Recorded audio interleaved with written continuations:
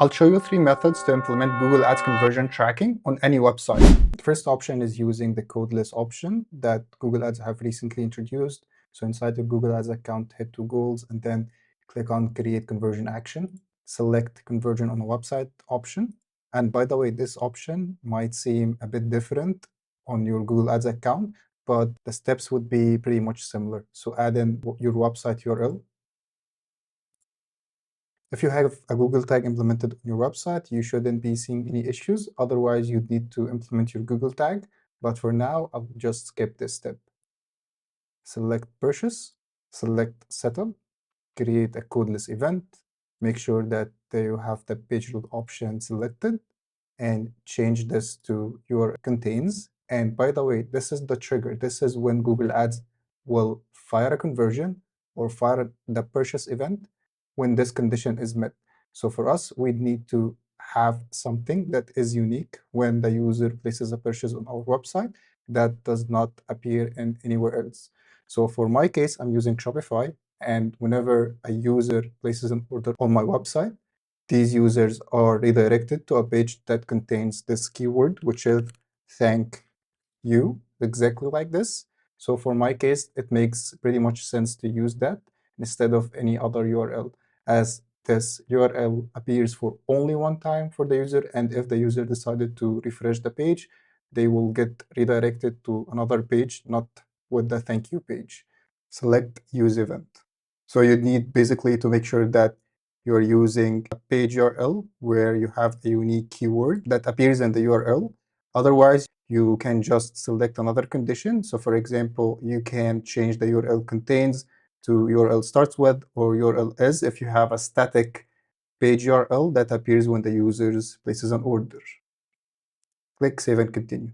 The second method is using Google Tag Manager to set up the conversion tracking, which is the method that I highly recommend.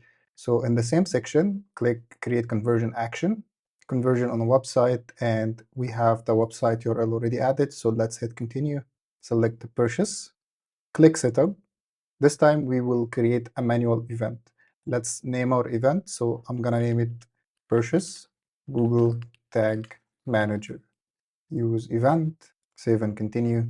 To set up this conversion, we'll need to use this option over here, which is use Google Tag Manager. Once you click on this tab, you'll be prompted with 2 things. So the conversion ID, which is this value, and conversion label. And mind that each conversion that you create within your Google Ads account will have a unique conversion label, but all the Google Ads conversions will share the same conversion ID if they are created within the same account. So let's copy these 2 values and head to our Google Tag Manager container. Within your Google Tag Manager container, head to Tags and then click New, click on Tag Configuration, and look for the Google Ads conversion tracking tag, which is this one. And basically, you'd need to fill out all of these details. So the tag, the conversion ID that we have just copied, and the conversion label, you'd need to go to this section and paste the values over here. And then you'd also make sure to have a proper trigger for the conversion. You can create a similar trigger like the one we just mentioned in the previous method, which is page URL. So click New, Page View, some page view, then add page path, contains thank you, hit save. But for my case, I would not actually save this tag, as I have another method which I highly recommend as well, which is using a dataLayer event. So let's go back and check a Google Ads conversion tag that I already have set up in place. So the trigger option that I'm using right here is a dataLayer event, which is basically a dataLayer that I have configured for my Shopify store, where it fires only when users places a purchase, and I'm using it as a trigger as well. This ensures that purchases are fired for only one time. You can, of course, use the other method that I have just shared, which is landing page URL contains thank you, but I always prefer to use dataLayer events. Also, you'd notice that I have added a conversion ID, but this is for another conversion that I have on my website. And also I have a conversion label. Additionally, I have added conversion value, transaction ID, and currency code. I have added variables that dynamically pulls these values from the user purchase. So for example, this value will contain the dynamic value of each purchase placed from each user, and the dynamic transaction ID, the currency code. But of course, I have here a dummy variable, which is email, so don't mind this one. And additionally, I have the enhanced conversion variable, which is really important to set up and configure as well.